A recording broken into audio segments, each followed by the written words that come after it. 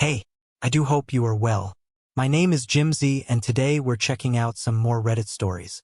And if you do love a Reddit story, why not consider hitting that like, subscribe, and maybe that notification bell too. Let's crack on with today's first story, because this one is an absolute wild ride of family betrayal. I'm Michael. I'm 32 years old, and my own parents and brother tried to steal over $300,000 from me after a lifetime of treating me like their personal ATM. It all blew up on a Sunday. For 12 years, not a single Sunday passed that I didn't make the 40-minute drive to my parents' house for dinner. It was more than a tradition. It was the bedrock of my week. My life was a whirlwind of 70-hour work weeks at a prestigious financial firm downtown, fueled by black coffee and the relentless pressure to perform. But Sunday was my anchor. Sunday was for them. That particular evening, the late summer air was thick and heavy with the scent of cut grass and impending rain. In the passenger seat, a homemade lasagna radiated warmth, its rich aroma of tomato, basil, and cheese filling my sensible, paid-off sedan. It was my dad, Frank's absolute favorite. I'd perfected the recipe just for him with extra mozzarella and a layer of provolone, and strictly no ricotta. Making that lasagna was my small act of love, my weekly offering. I believed it meant something. I pulled into their driveway, parking behind my older brother Greg's flashy new SUV, a vehicle I knew for a fact he couldn't actually afford. He was the golden child, the charming screw-up whose failures were always cushioned by my parents' indulgence and, more often than not, my checkbook. As I walked up the familiar flagstone path, my mom, Linda, opened the door, a bright, welcoming smile on her face. "Michael, honey, you're here," she said, pulling me into a hug that smelled faintly of hairspray and her favorite floral perfume. "We were just talking about you. All good things, I hope?" I said, smiling back as I hefted the heavy casserole dish. "Always," she said, her eyes crinkling. "Leave that on the counter. Your father is on the phone. Can you believe Greg is thinking of taking the family to Hawaii for Christmas?" I felt a familiar, dull pang. Hawaii. It must be nice. I just nodded, placing the lasagna on the granite countertop. "Sounds fun. I'll be right back," she said, bustling off toward the living room. I stood in the kitchen for a moment, the familiar sounds of the house washing over me. The hum of the refrigerator, the ticking of the grandfather clock in the hall. This was home, or so I thought. I decided to step out onto the screened-in porch to get some air before dinner. I slid the glass door open and reached for the screen door to head outside. That's when I heard their voices, drifting clearly through the fine mesh. My hand froze on the handle. It was my dad, his voice lowered but carrying a distinct note of authority. "The Hawaii trip is the perfect cover. We tell Michael we need to borrow a bit to help Greg make it happen. A real family memory. We'll start with 30 grand. I felt a cold dread creep up my spine. 30. It was Greg. His tone wasn't grateful. It was impatient. "Dad, my guy needs 100 up front or he walks. This whole tax mess could mean jail time. We need to be more aggressive." Jail time. The words hung in the humid air. "Frank, are you sure about this?" My mother's voice was thin, a thread of worry woven through it. But it wasn't worried for me. It was the worry of a co-conspirator, afraid of getting caught. What if Michael says no? He's never said no before, but this is different. He won't say no. My father's voice boomed with a confidence that made my stomach turn to ice. "Michael won't be a problem. He's the good son. He just got that big promotion. Linda, the boy is making over 150 now, plus bonuses. He's swimming in it. He won't even notice." Greg laughed, a short, ugly sound. "He's naive. He still thinks showing up with a damn lasagna actually means something. He's so desperate for our approval, he'll do anything we ask. We'll tell him it's for a new roof first," my father continued, the cold strategist. "Then a few months later, Linda, you'll have that health scare we talked about. We'll bleed him slow. He'll never see it coming." I stood there, paralyzed, the world tilting on its axis. The heat from the kitchen behind me felt a million miles away. They weren't just my family. They were a pack of predators, and I was their prey. They were casually plotting the financial evisceration of their own son, their own brother, to bail out the golden child from his latest criminal screw-up. Holy moly. I've been sitting here with my jaw on the floor, plotting to fake a health scare to steal your son's hard-earned money? That is straight-up manipulative, toxic behavior. They don't see OP as a son. They see him as a walking ATM. My breath hitched in my throat. I backed away from the door, my movements wooden and silent. I slid the glass door shut with a barely audible click and walked back through the house, my heart hammering against my ribs like a trapped bird. I was on autopilot, a ghost in my own life. I walked out the front door, got into my car, and placed my hands on the steering wheel. They were trembling. A text message lit up my phone's screen. It was my mom. "Where are you, honey? Everything okay? Come on back to the porch." I stared at her words, the casual affection of it a sharp, physical pain. A wave of nausea, hot and acidic, rose in my throat. I took a deep, shuddering breath and typed the first calculated lie I had ever told her. "Sorry, huge emergency at work just came up. Have to go back. Rain check." I hit send. I didn't wait for a reply. I threw the car into reverse and sped out of the driveway, the tires crunching on the gravel. I left behind 12 years of Sundays, a cracked casserole dish, and the smoking ruins of a life I now knew had been a complete and utter lie. The 40-minute drive back to my apartment was a silent movie of blurred city lights and my own ghostly reflection in the driver's side window. The radio was off. My mind was a roaring vacuum. I parked in my designated spot, climbed the 3 flights to my apartment, and walked in, closing the door behind me. The click of the deadbolt echoed in the sudden, deafening silence. My home, the one place I was supposed to feel safe, felt like a stranger's house. I didn't turn on the lights. I walked to the couch and sat down, my body heavy, as if my bones were made of lead. I just sat there in the dark, watching the distant, indifferent pulse of the city through the large window. And then the memories started, not as gentle waves but as a violent, relentless tide, pulling me under. Each one was a separate scene, projected onto the dark screen of my mind. I was 22 again, standing in the lobby of a local bank, the smell of crisp new money in the air. I was holding a cashier's check for $40,000, my entire signing bonus. I felt 10 feet tall. 2 weeks earlier, my father had called me, his voice a carefully crafted performance of paternal worry. "Son, the house. It's the roof. A freak storm tore it up. Your mother, she's beside herself. The contractor wants a fortune up front." The memory of my own voice on the phone made my stomach clench with shame. "Don't worry, Dad. I've got it. Family helps family, right?" I remembered the pride I felt as I handed the teller my check to deposit directly into their account. A good son. Provider. The scene dissolved, replaced by another. I was in the fluorescent-lit aisle of a grocery store a few months later. My own bank account was dangerously low as I waited for my paychecks to catch up.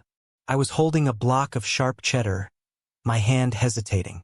I remember doing the math in my head, the quiet humiliation of it. I put the cheese back on the shelf and picked up another multi-pack of instant ramen. I had told myself it was a noble sacrifice, a temporary hardship for the good of the family. They never mentioned the roof again. I never saw a single new shingle. The tide pulled me forward. I was at their 30th anniversary dinner. The restaurant was obscenely expensive, a place of hushed tones and clinking crystal. I was surrounded by their friends, all of them raising a glass to Frank and Linda. My mother had called me the day before. "Michael, honey, you know how your father worries about money. It would be such a load off his mind if you could just take care of the bill as your gift to us." And I did. I slapped down my credit card for a bill that was more than my monthly rent, smiling through the toast where their friend Richard called me a son every parent dreams of. The most vivid part of that memory wasn't the bill. It was later in the parking lot. My dad, smelling of expensive wine, gestured to my perfectly good, 4-year-old sedan. He did it in front of Richard. "Look at this thing," he chuckled. "Mike, you're a senior analyst now. Don't you think it's time you drove something that says, 'I've arrived,' instead of, 'I'm still looking for parking'?" He laughed, and Richard laughed with him. I remember forcing a smile, the heat of humiliation creeping up my neck. I was good enough to pay for their lifestyle, but not good enough to escape their judgment. And then there was Greg. Always Greg.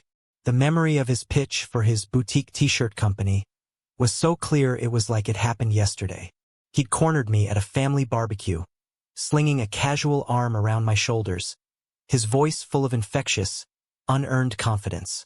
"Mikey, my man," he'd said, "I'm on the verge of something huge. GT's. It's gonna be bigger than Supreme. I just need a little seed money to get the first run printed. 20 grand. It's not a gift, it's an investment. I'll have it back to you doubled in a year." I wrote the check. A year later, the company was a crater of debt, and Greg was driving a new car. I saw him at a restaurant one night, dropping $200 on dinner with his friends. The next day, I called him. I tried to be casual. "Hey, Greg. Just wondering how things were going with repaying that loan." The line went quiet. Then he laughed, a dismissive, pitying sound. "Oh, that," he'd said. "Come on, little brother. Are you really hurting for it? Don't be weird about money. It's family." He made me feel cheap for asking for my own money back. The audacity of this guy is just stunning. OP literally funded this guy's failed business, and Greg treats him like dirt for asking for it back. This is classic trickle-truthing of their disrespect over the years. Each memory was a fresh cut. I wasn't just a son, I was a resource. I wasn't just a brother. I was a line of credit with no limit and no interest. My love had been a liability. My trust had been a vulnerability they had exploited with surgical precision. The shock and the grief that had numbed me began to curdle into a hot, white-hot rage. It was the rage of a man who realized he'd been a willing participant in his own fleecing. They hadn't just taken my money. They had taken my 20s. They had taken my trust. They had taken my sense of self-worth and replaced it with a desperate need for their approval. Greg's voice from the porch echoed in the silent apartment. "He's so desperate for our approval. He'll do anything we ask." He was right. God, he was right. And that was the part that hurt the most. Sometime in the deepest, darkest hour before dawn, something inside me broke. It wasn't a loud shatter, but a quiet, clean snap.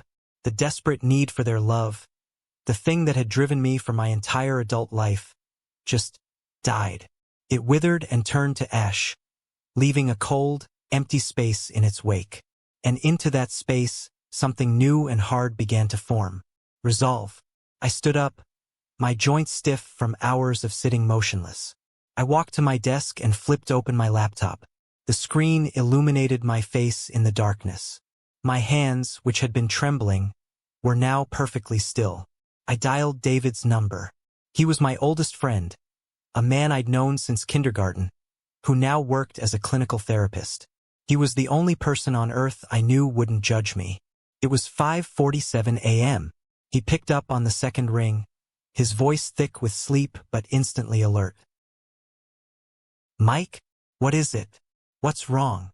The whole story came pouring out of me, a raw, unfiltered torrent of words. The porch, the conversation, the money, the lies. I told him everything. When I was finished, the silence on the other end of the line was profound. "Okay," David said finally, his voice calm and professional, cutting through my panic. "First breathe, Mike. Just breathe. You're safe. You're out of there." He paused. "From a clinical perspective, you've just experienced a catastrophic rupture of your primary attachment bonds. From a friend's perspective, they're monsters, Mike. They're emotional vampires." "What do I do, Dave?" I whispered, my voice hoarse. "Right now, you build a wall, a firewall. You secure your perimeter. Financially, emotionally, physically. You change every password, you move every penny, you block every number. You go completely dark. You give yourself space to process this trauma without their interference. No contact, I'm serious, Mike. Not a single word. I felt a wave of doubt, a lifetime of conditioning washing over me. No contact? With my own family. They stopped being your family on that porch, he said, his voice firm. They are now your adversaries. You have to treat them as such or they will destroy you. Can you do that? I thought about the lasagna. I thought about the pitying look in Greg's eyes. I thought about my father's cold calculations. Yes, I said, a new hardness in my own voice. I can do that. Good, David said. Call me any time, day or night. You're not alone in this. I hung up the phone, his words echoing in my head. Secure the perimeter. I spent the next 2 hours executing his advice with the focused intensity of a surgeon. It started with the joint checking account. The one they insisted was for emergencies. I logged in and looked at the balance. Then I initiated a transfer of every last cent to a new high-yield savings account I had just opened at a completely different online bank. A bank they'd never heard of. I clicked confirm. A small, satisfying message popped up. Your transfer is complete. New balance, $0. Yes. Good on you, OP. Secure that perimeter and lock it down tight. When people show you exactly who they are, you believe them. Draining those joint accounts is the only right move here. I did the same with my personal savings, my investment portfolio, my emergency fund.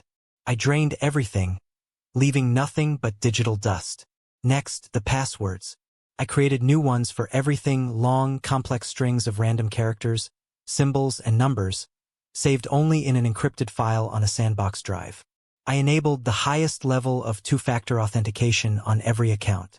I set up custom alerts for any login attempt, any transfer, any inquiry. I was building a digital fortress. Then I opened a new spreadsheet. I spent my life making sense of numbers for other people. Now I would do it for myself. I named the file the ledger. My memory, sharp and unforgiving, supplied the data. I started typing. Date: June 2013.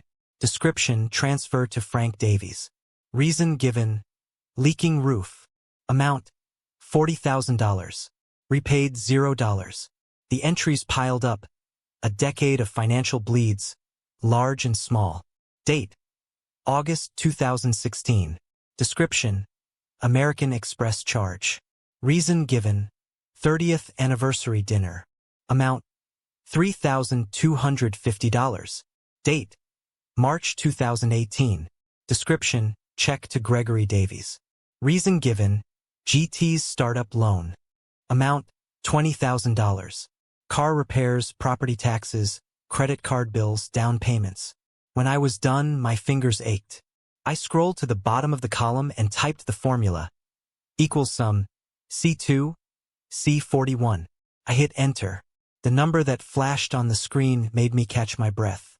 $187,421. I stared at it, not with anger, but with a terrifying clarity. This wasn't a spreadsheet. It was a confession. Theirs, not mine. It was a meticulously documented indictment of their greed. It was the price of my freedom, and I was about to make them pay it back one way or another. I saved the file, locked my laptop, and finally, as the sun began to cast long shadows into my apartment, I went to bed. For the first time in my life, I slept like a man who had nothing left to lose. Monday morning was a rebirth. I chose my suit with intention, a dark charcoal wool that I called my deal-closing suit. It was armor. As I stood in front of the mirror, knotting a silver tie, the man looking back at me was a stranger. The familiar softness around my eyes was gone, replaced by a hard, polished focus. The eager-to-please sun had been burned away in the fire of Sunday night. Today, a different man was walking into the office. I knew the first attack would come from Greg. He was impulsive, driven by immediate need. The call came to my office landline at exactly 10:43 a.m. I had already blocked his cell, but I knew he'd find a way. I let the phone ring 3 times, took a deliberate sip of cold water, centered myself, and picked up the receiver. Michael Davies. My voice was calm, professional. Mikey, Thank God. Greg's voice was a frantic rush of forced joviality. Hey, listen. I'm in a real bind here, little brother. I went to the bank this morning to make a withdrawal for this supplier, and it seems there's an issue with the account. Some kind of freeze. I let the silence stretch for a beat. There's no freeze, Greg, I said, my voice even. There's just no money. I closed the account. The silence on his end was heavier this time. I could practically hear him sputtering, his brain failing to compute. What are you talking about? Closed the account. You can't do that. That's our family emergency fund. It was my emergency fund, Greg, I corrected him. And the emergency is over. What the hell is that supposed to mean? He snapped, the charming facade dropping away to reveal the snarling entitlement beneath. It means I was on the porch on Sunday night, I said, my voice dropping into a low, dangerous register. I heard everything, every single word. Hawaii, the $100,000 you need for your tax mess, the leaking roof, the plan to fake mom's health problems. All of it. The silence that followed was absolute. I had him. He was caught. You. That's not what it was, he stammered, his denial laughably weak. We were just brainstorming. We were worried about you, about me. Save it. I cut him off, my patience gone. Don't you ever lie to me again. The game is over. The bank is closed. The vault is empty. Then came the inevitable pivot to pleading, his voice suddenly cracking with desperation. Michael, please. You don't understand. This is serious. These guys, they're not people you mess with. I could go to prison, Mike. Are you really going to let that happen to your own brother over money? You've got plenty of it. A short, bitter laugh escaped me. Plenty? Was it plenty when I was 22, living on instant noodles after I gave you guys my entire signing bonus? Was it plenty when I was paying off your credit card debt, your car repairs, your failed business ventures? I gave and I gave because I thought that's what family did. I thought you loved me. What a fool I was. I do love you, man, he cried, the words sounding hollow and profane. You're my brother. My brother, I said, my voice like ice. Wouldn't treat me like a walking wallet. My brother wouldn't mock me behind my back while plotting to steal my life savings to cover his own criminal behavior. You're not my brother, Greg. You're just a parasite. And I'm done being your host. Oh, what a beautiful mic drop. I am absolutely living for this shiny new spine OP has grown. You play stupid games, you win stupid prizes, Greg. Let's see how you bail yourself out of prison now. I slammed the phone down into the cradle, the crack echoing in my quiet office. My hand was shaking, a fine tremor from the adrenaline coursing through me. But I felt a grim satisfaction. The first head of the Hydra had been severed. I knew my mother would be next. She was the queen of emotional warfare. I braced myself for a barrage of tearful texts, guilt-laden voicemails. But she was bolder and far more foolish than I had anticipated. At 12:30, as I was leaving the building for lunch, I saw her. She was waiting by the entrance to the employee parking garage, a lone, pathetic figure. The moment she spotted me, her face crumpled into a mask of theatrical anguish, and she rushed forward, arms outstretched. Michael! Oh, Michael, I've been so worried, she wailed, her voice loud enough to make several of my coworkers turn and stare. I stopped dead in my tracks, about 10 feet away from her. I didn't move an inch. I just crossed my arms over my chest. What are you doing here, Mom? My tone was flat, devoid of the warmth she was used to. It's your brother. He's in terrible trouble, she sobbed, clutching a tissue to her chest. He called me. He was hysterical. He needs our help, Michael. He needs his family. Our help. I repeated the word, letting it hang in the air. Or does he need my money? Let's be specific. The tears stopped as if on a switch. Her face went from anguish to shocked. How can you be so cruel? She gasped. After everything we've done for you? Couldn't help it. A harsh, barking laugh escaped me. The few coworkers who had been trying to pretend they weren't listening were now openly gawking. I didn't care. Let them hear. Let them all hear.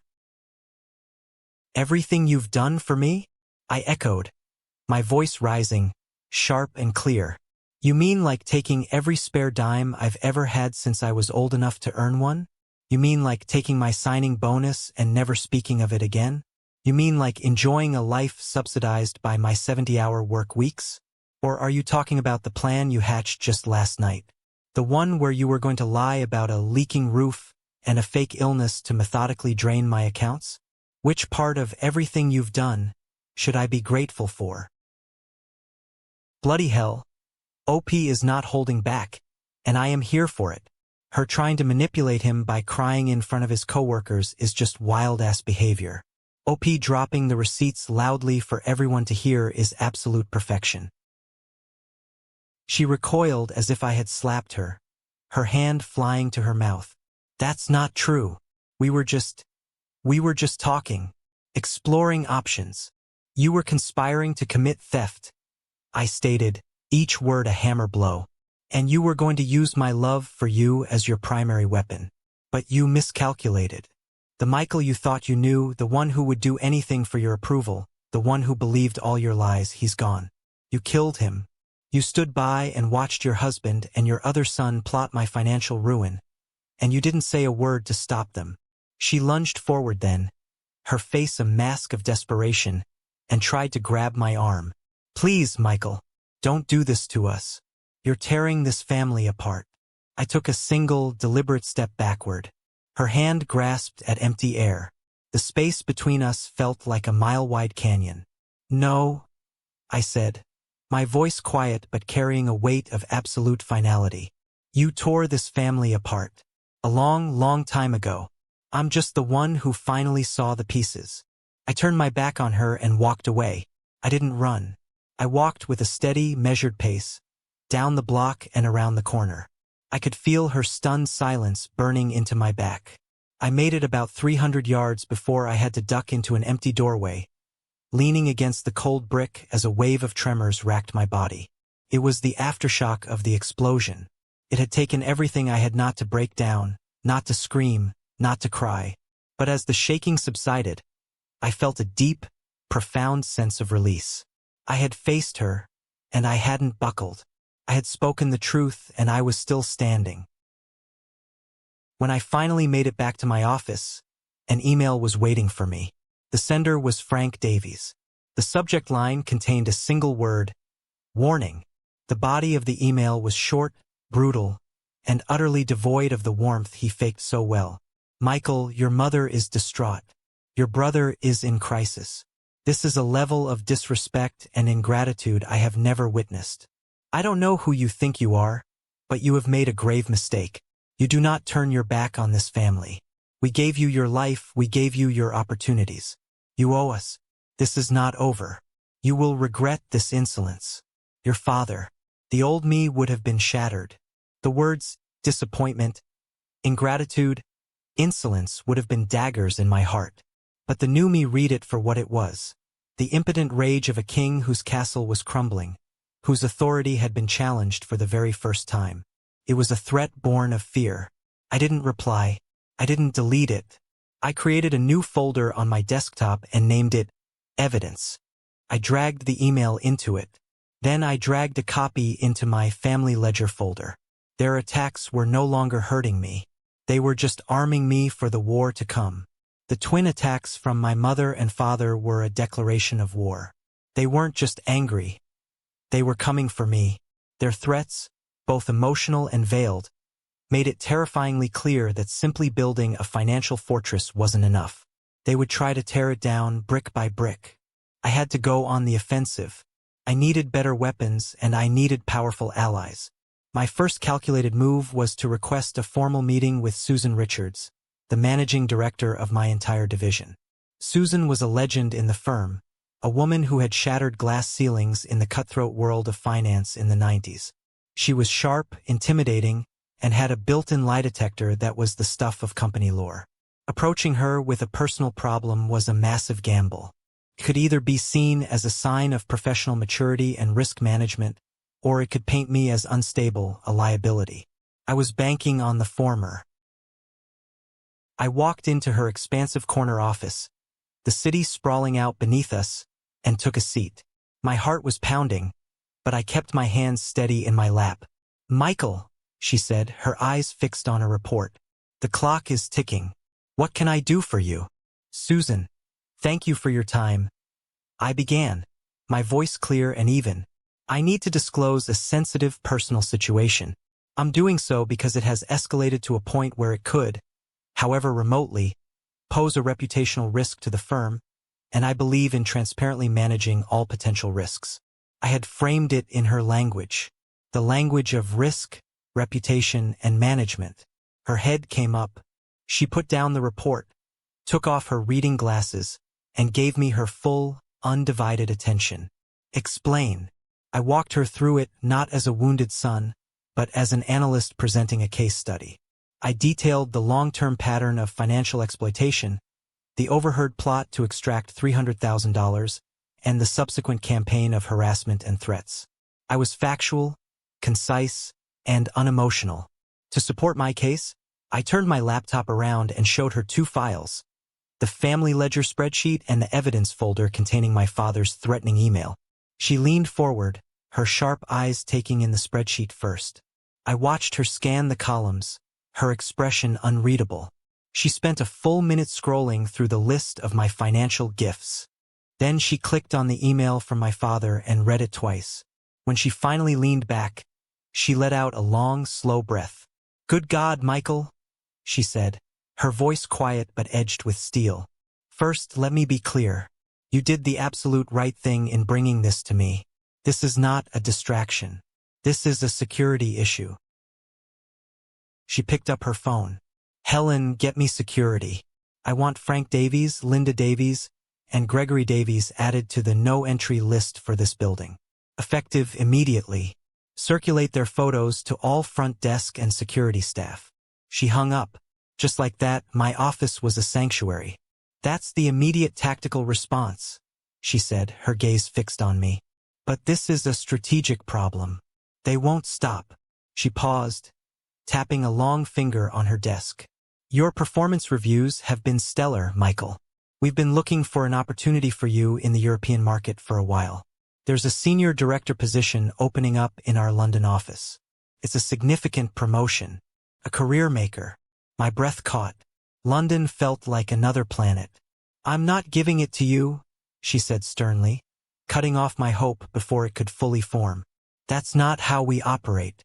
The competition for that role is a knife fight. You'll be up against the best we have internally and externally. You'll have to earn it. You'll have to write a proposal, go through multiple rounds of interviews, and prove you're the best person for the job. But," she leaned forward slightly, "what you've shown me here today, this methodical documentation, this calm under pressure, this proactive risk management in the face of extreme personal duress, that's exactly what I look for in a director. I'm telling you, the door is there, Michael. You just have to be strong enough to kick it down. If you decide to apply, you'll have my full support and a very strong letter of recommendation." I think I love Susan. It's so rare to see a boss actually protect their employee and offer them a real escape route. She saw the talent, she saw the toxic BS he was dealing with, and she threw him a lifeline. I walked out of her office with my head spinning.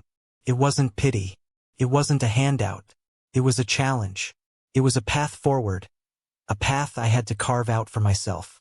It was the most profound gesture of respect anyone had shown me in years. That evening, I felt a surge of momentum. I knew my next move. I had to understand the enemy. I had to understand my father. I scrolled through my contacts and found the number for my Aunt Rebecca, my mother's younger sister. There had always been a palpable distance between her and my parents, a polite chill at holiday gatherings that I'd never understood. Now I had a sickening suspicion why. I dialed the number, my stomach in knots. She answered, her voice warm but surprised to hear from me. "Aunt Rebecca, it's Michael. I'm sorry to call out of the blue. Michael, dear, it's lovely to hear from you. Is everything all right?" I took a deep breath. "I'm not sure. I need to ask you a very difficult question about my father." The line went silent for a moment. When she spoke again, The warmth was gone, replaced by a guarded caution. What about him? Has he ever borrowed money from you? Or asked you to invest in something? The silence that followed was heavy and absolute. I could hear her breathing, a faint, shaky sound. When she finally spoke, her voice was a low, trembling whisper, filled with a decades-old rage. Borrowed? She said, the word dripping with venom. Your father doesn't borrow, Michael. He takes. The story then came pouring out of her, a dam of resentment breaking after 30 years. In the early 90s, Frank had convinced her and her late husband, Uncle Robert, to invest their entire life savings, over $100,000, into a can't-miss commercial real estate venture. He'd wooed them with charts and projections, promising them they'd be millionaires within a decade. He was so convincing, she choked out, so charming. Your Uncle Robert trusted him completely. We gave him everything. The venture collapsed within 2 years. It had been a shell game, a high-risk gamble Frank had misrepresented from the start. They lost every penny. When they went to him, devastated and broke, he hadn't been apologetic. He'd been dismissive. He told Robert, "That's the risk of doing business. You don't have the stomach for it," Rebecca whispered. We had to sell our home. Robert had to take a second job as a night watchman. He worked himself into an early grave, Michael. Your father destroyed him. Tears were streaming down my face as I listened. The worst part, she continued, her voice breaking, was your mother. She stood right there and watched him do it. A week later, she called me and asked me not to bring it up at Thanksgiving because it would make things awkward. That was the day I lost my sister. I'm so sorry, Aunt Rebecca, I managed to say, my throat tight. Be careful, Michael, she warned, her voice hardening. I don't know what he's done to you, but I'm guessing it's about money. Your father doesn't just get mad when he's crossed. He gets even. He will try to ruin you, not because he's angry, but because it's the only way he knows how to prove he's powerful. I hung up the phone, shaking. Her story was a chilling echo of my own. My father wasn't just greedy. He was a predator. And my mother was his silent, complicit partner. My fight wasn't just about my own money or my own future. It was about honoring the memory of my Uncle Robert. It was about standing up for my Aunt Rebecca. It was about ending a generational cycle of abuse. The last shred of doubt, the last whisper of familial obligation, was gone forever. My resolve was no longer just cold. It was forged in steel. The formal letter arrived a week later. It was delivered by a grim-faced courier who required my signature. The envelope was thick and creamy, bearing the embossed letterhead of a high-powered litigation firm from downtown. My hands didn't shake as I tore it open. My blood ran cold, but my mind was perfectly clear. I knew this was their nuclear option. They were suing me. My own parents were taking their son to court. The document was a masterpiece of legal fiction. It twisted 12 years of my love and generosity into a cold, contractual arrangement. It claimed the $187,421 I had given them was a series of documented loans, for which they were now demanding immediate and full repayment, plus compounded interest and legal fees. It was a declaration of total war. Their strategy was clear: to bury me in legal costs, to drag my name through the mud, to force me into a corner where surrender was my only option. They thought they knew me. They thought I would break. They were about to learn how wrong they were. The moment I finished reading, I picked up the phone and called Carol Kim. I'd gotten her name from a senior partner at my firm, who had described her as the lawyer you hire when you don't just want to win, you want to salt the earth so nothing ever grows there again. I emailed her a copy of the lawsuit, the family ledger spreadsheet, and the evidence folder containing my father's threats and the details from Aunt Rebecca. Get me a meeting with her. Tomorrow, I told her assistant. The next morning, I sat across from Carol in her stark, white office. She was a small, impeccably dressed woman with eyes that seemed to see right through you. She had a thin, dangerous smile on her face. Mr. Davies, she began, her voice crisp. In my 25 years of practicing law, This is, without a doubt, the most audacious and profoundly stupid lawsuit I have ever had the pleasure of reading. It's a work of art, really, a Monet of malicious prosecution. I felt a knot of tension in my shoulders begin to loosen. They have nothing, she continued, tapping a perfectly manicured nail on the thick document. No contracts, no promissory notes, no email chains confirming loan terms. Nothing.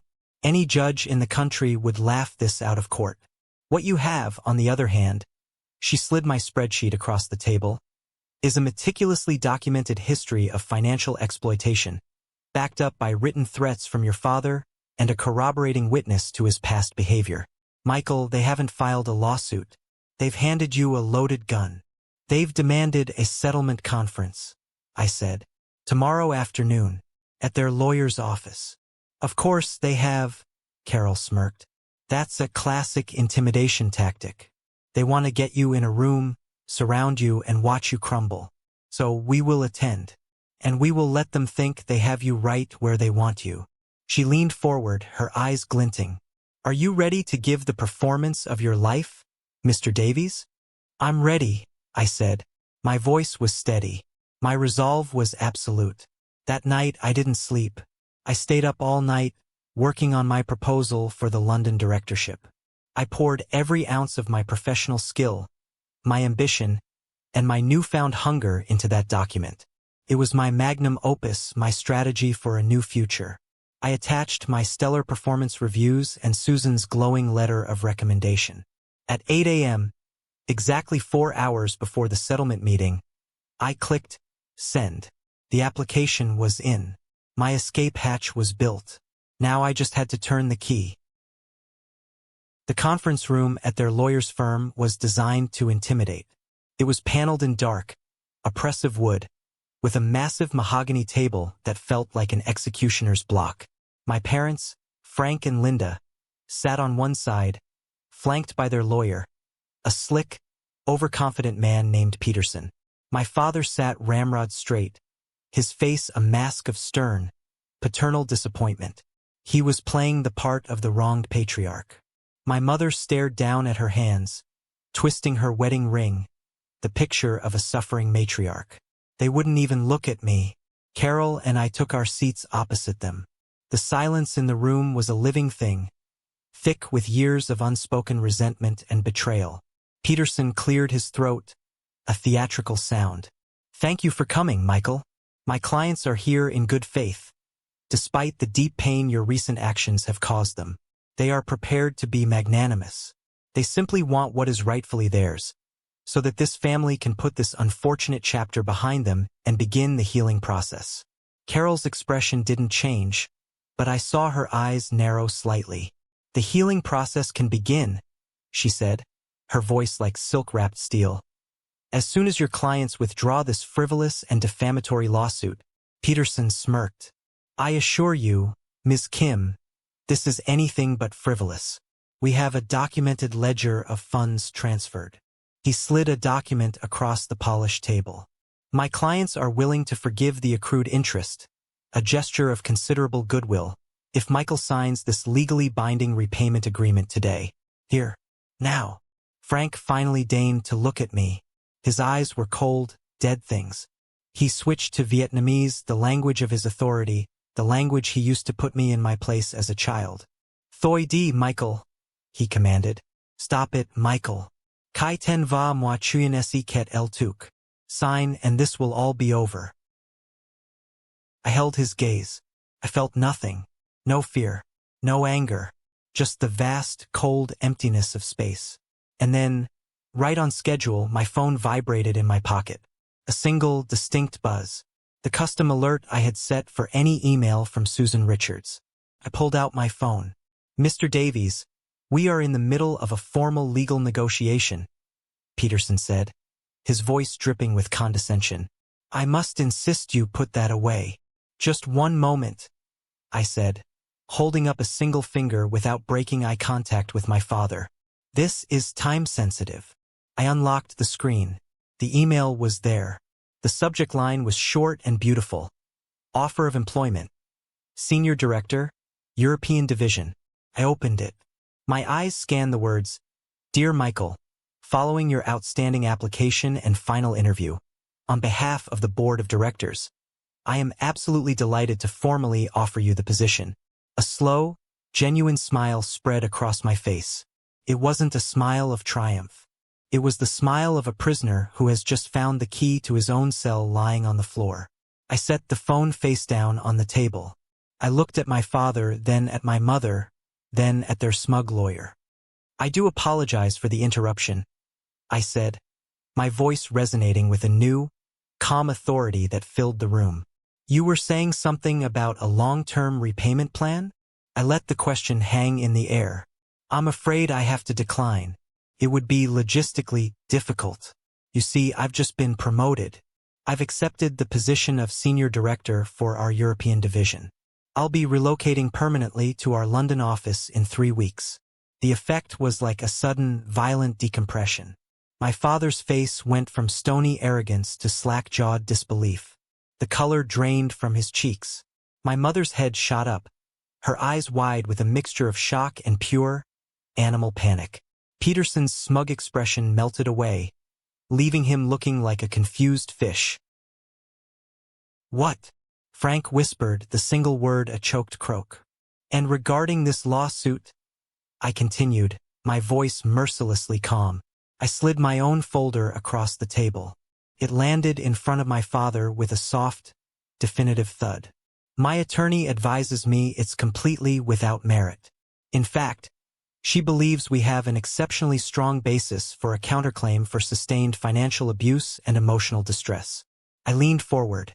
"Inside that folder, you will find the family ledger, a spreadsheet detailing the $187,421 you have solicited from me since I was 22. You'll also find a copy of a certain threatening email. And finally, a sworn affidavit from Aunt Rebecca detailing your financial dealings with her and Uncle Robert in the 1990s. I imagine her story would be of great interest to a judge. Wouldn't you agree?" My father stared at the folder as if it were a venomous snake. His face, which had been pale, was now turning a blotchy, furious red. The king was naked. The emperor had no clothes. He was just a small, frightened man whose power had been built on lies and intimidation, and it was all crumbling around him. I stood up, slowly, and straightened my tie. I looked down at them, at the ruins of my family. "So, here is my counteroffer," I said, my voice as cold and sharp as broken glass. "You will withdraw this lawsuit by 9 a.m. tomorrow morning. You will surrender any and all claims to my money, my time, and my life. In return, I will not file the counterclaim. I will not forward my evidence to the IRS or the U.S. Attorney's Office. I will simply disappear. If I ever hear from any of you again, a phone call, an email, a letter, a message through a third party, this deal is off the table and I will, as Ms. Kim so eloquently puts it, salt the earth. Are we clear?" The absolute devastation. OP didn't just nuke the bridge. He completely salted the earth. Presenting the Aunt Rebecca affidavit was the ultimate checkmate. I can literally picture his dad's arrogant face crumbling into dust.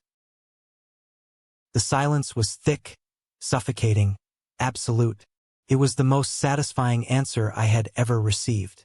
I gave a curt nod to Carol, who was watching the proceedings with the detached satisfaction of a master puppeteer. I turned and walked to the door. I didn't look back. I didn't have to. The war wasn't just over.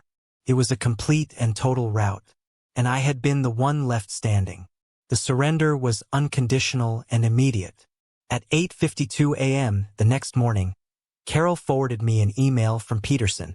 It was a scanned PDF of the formal withdrawal of the lawsuit, filed with the court. The body of the email contained only 6 words. "As per our discussion yesterday. Regards." There was no apology, no admission of wrongdoing, just the cold, legal acknowledgement of their defeat. A strange quiet descended upon my life. The constant barrage of calls, texts, and ambushes ceased. The silence was what I had fought for, but it felt vast and unsettling, like the dead quiet in the air after a tornado has passed through, leaving a trail of wreckage in its wake. My days became a frantic blur of offboarding from my New York role and preparing for the London transition. My nights were spent in my apartment, which now felt less like a home and more like a temporary holding cell. I methodically packed my life into boxes, sorting through possessions, deciding what was worth taking to a new continent, and what needed to be left behind with the ghost of the man I used to be. It was in this strange, transitional quiet that the final, ugly truths came to light. The call came late one evening from a number I didn't recognize. I hesitated, then answered, my guard instantly up. "Hello." "Michael? It's Stephanie." The name took a moment to register. Stephanie, my brother's wife, my sister-in-law. Her voice was a low, conspiratorial whisper. "Stephanie," I said, my own voice flat and cautious. "I'm surprised you have my number." "I got it from an old holiday card," she said, the words rushing out in a torrent. "Listen, I can't talk long. Greg is in the shower. I had to call. You have to believe me, Michael, I didn't know. I swear on my kids' lives. I had no idea how bad it was." "Bad how?" I asked, my voice unforgiving. "You didn't know your husband was a fraud who was planning to steal from his own brother? He told me it was a business loan," she cried, her voice cracking with what sounded like genuine desperation. "He said you were a partner. He lies, Michael. He lies about everything, like breathing. After that meeting at the lawyer's office, he came home like a lunatic, ranting and raving about how you'd ruined him. That's when I started digging. She told me she'd hired a forensic accountant. She'd found hidden offshore accounts, shell corporations, a whole secret financial life built on debt and deceit. It's not just the IRS, Michael," she whispered, her voice trembling with fear. "There are other people, dangerous people he owes money to. The feds have a file on him a mile thick. He's going to prison. It's not a matter of if, but when." "Why are you telling me this, Stephanie?" I asked, cutting through her panic. "What do you want?" There was a beat of silence. Then the real reason came out. "I'm filing for divorce," she said, her voice hardening with a survivor's resolve. "I'm taking the children and I am disappearing before he drags us all down into the sewer with him. The accountant found an account in the Cayman Islands your parents set up last year. They've been hiding assets. They were never going to lose the house. It was all a lie." She took a shaky breath. "I'm telling you this for one reason. I need to know that when this all comes out, you'll tell the court you knew I was in the dark. I need to protect my kids." There it was. Not justice, not morality. Pure, unadulterated self-preservation. In a strange way, I couldn't even blame her. She was a rat fleeing a sinking ship. "My fight was never with you or your kids, Stephanie," I said, my voice weary. "It was with them." "Thank you, Michael," she breathed, the relief in her voice palpable. "Truly. Good luck in London. Get out while you still can." She hung up. Her call was a gift. It erased the last, lingering shred of doubt. The tiny voice that whispered, "What if you were too hard on them? They were liars. They were criminals. And they were about to get everything they deserved." As I was taping up the last box in my living room, surrounded by the hollow echo of my emptied apartment, I found an old photo album. I flipped it open. There we were, a family. Christmas, 1998. Greg and I in matching ugly sweaters, my mom smiling, my dad with his arm around us.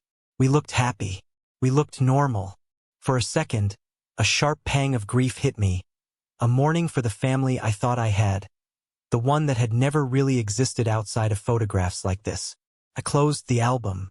I walked it over to the large black trash bag filled with things I was leaving behind, and I dropped it inside. It landed with a soft, muffled thud. 2 nights before my flight to London, my phone rang. It was my mother. I had unblocked her number out of a grim sense of curiosity. I wanted to hear their final move. I let the call go to voicemail. The message she left was an aria of despair. Her voice, quavering and thick with tears, was a finely tuned instrument of guilt. "Michael, honey, it's Mom. Please pick up. I don't know who else to turn to. Your father, his heart The doctor says the stress is too much. We got a notice from the bank today. We're going to lose the house, Michael. Everything. Your brother is a wreck, he won't even get out of bed. I'm all alone. Please, son. I'm begging you. Don't let this happen. Don't abandon us. It was a brilliant performance. Every word was chosen to inflict maximum emotional damage. But it was like she was firing blanks. I knew about the Cayman Islands account. I knew it was all a lie. It was their last pathetic gambit. I listened to the message once. Then I picked up the phone and dialed her number. She answered on the very first ring, her voice a hopeful gasp. Michael, I got your voicemail, I said. My voice was utterly flat, a dead line. Oh, thank God, Michael, Save it, I interrupted. It was a good performance. The concerned doctor, the foreclosure notice. Very dramatic. But I know about the offshore accounts, Mom. Stephanie told me everything. The silence on her end was a physical thing. I could feel her shock, her panic, her humiliation, through the phone. So here is how this is going to end, I said, my voice quiet, but leaving no room for negotiation. You will lose my number. You will delete my email. You will forget my address. You will never, under any circumstances, attempt to contact me again. Not you, not Dad, not Greg. If I ever see your name on my phone, or in my inbox, or on an envelope in my mailbox, I will make one phone call. And that call will be to the U.S. Attorney's Office. I will hand them the family ledger, the affidavit from Aunt Rebecca, and all the information I have about your hidden assets. And I will let them finish the job you started. Am I making myself perfectly clear? She didn't answer. She just made a small, choking sound. I am choosing my own life now, I said softly. I strongly suggest you figure out how to live with the one you've made for yourselves. I ended the call. Then, for the last time, I went into my contacts and pressed block. The last chain broke. The last tie was severed. The silence that followed was no longer unsettling. It was peace. Touching down at Heathrow was like landing on another planet. The air was different, damp and cool, smelling of rain and history. The first few months were a whirlwind of establishing myself. I worked relentlessly, driven by a new kind of ambition. Not the need to please, but the desire to build. I wasn't running from my past anymore. I was building a future so bright it would cast no shadows. My new team in London was a revelation. They were sharp, collaborative, and professional. My boss, a wry Englishman named James, became a true mentor. He valued debate, respected my expertise, and judged me solely on my contributions. One afternoon, after a particularly grueling but successful project launch, he clapped me on the shoulder. Good work, Davies, he said. Glad to have you on board. First round at the pub is on me. It was a simple gesture, but it meant the world. It was respect earned and freely given. I found a sleek, modern apartment in a high-rise in Canary Wharf, with a balcony that overlooked the slow, patient curve of the River Thames. The view became my anchor. I would stand out there in the mornings with my coffee, watching the city wake up, feeling a sense of quiet ownership. This was my life now. I had chosen it. I had earned it. Slowly, I began to build a life outside of work. I made my first real friend in Olivia, a sharp, funny graphic designer who lived down the hall. She appointed herself my personal guide to all things British. Our friendship was forged over pints at a local pub called The Grapes, where she would mock my American accent and I would feign outrage. You can't call them pants, Michael, she'd say, shaking her head in mock despair. Pants are what you wear under your trousers. You're going to get yourself arrested. We'd talk for hours, about work, about bad dates, about our dreams. It was effortless. There were no hidden ledgers, no emotional debts being accrued. It was the simple, clean give and take of a healthy friendship. For the first time, I understood what that felt like. About 6 months after my move, an email from Carol Kim landed in my inbox. The subject was update. My heart gave a small, reflexive jolt, a ghost of the old anxiety. I opened it. Michael, just wanted to keep you informed. Gregory Davies was sentenced this morning. He pleaded guilty to 2 counts of federal tax fraud and will serve 18 months in a minimum security facility in Pennsylvania. As part of the plea deal, his other financial entanglements came to light. Your parents' offshore assets were seized by the federal government. They sold their house to cover his extensive legal fees and restitution payments. Last I heard, they have relocated to a small rental community in Central Florida, reportedly living with a distant cousin of your mother's. I trust you are well. London agrees with you. Best Carol. I read the email and then I read it again. Greg in prison. My childhood home sold. Their hidden money gone. I sat there, waiting for the wave of emotion. Triumph? Vengeance? Sadness? But none of it came. It was like reading the final paragraph of a long, complicated history book. The story was over. The characters had met their fate. It had nothing to do with me. My peace was not tied to their downfall. My peace was here, in this quiet apartment, with the London rain misting against the windowpane. I archived the email and went back to reviewing a quarterly report. The past was finally where it belonged, in the past. A year to the day after I moved to London, a single, thin airmail envelope arrived in my building's postbox.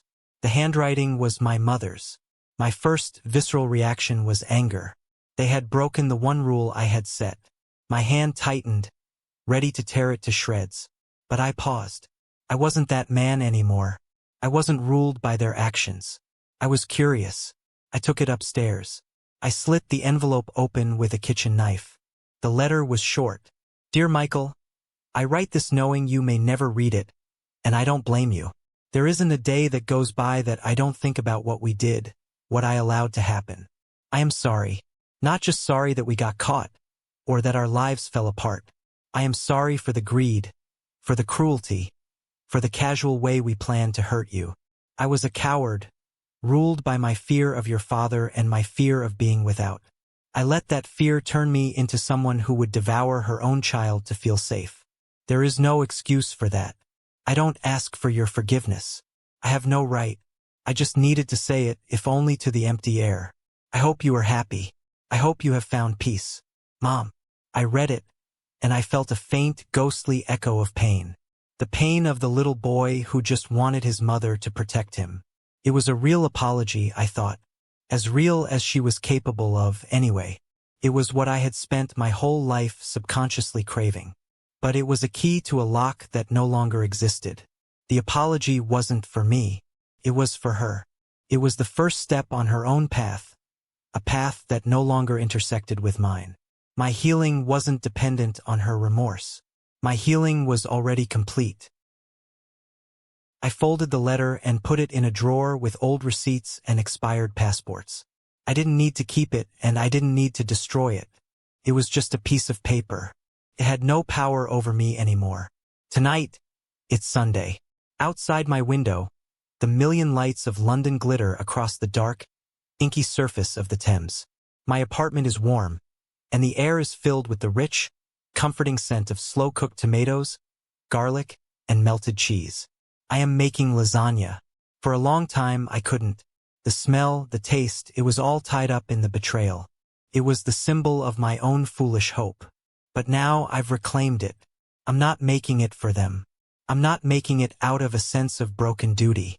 I'm making it for me. As I layer the pasta, the rich meat sauce, the creamy bechamel, and the sharp, salty parmesan, I think about how much has changed. I used to believe that family was a non-negotiable debt, that love was measured in sacrifice and self-denial. I thought that if I just gave more, tried harder, and absorbed more pain, I would eventually earn the love I so desperately wanted. I know now that's not love. That's an abusive contract. Real love, the kind I am slowly, cautiously learning to accept from friends like Olivia, is not about what you can provide. It's about who you are. It's about being seen, truly seen, and valued. It's quiet, it's consistent, and it asks for nothing but your authentic self in return. I pull the lasagna from the oven. Its top a bubbling, golden brown crust.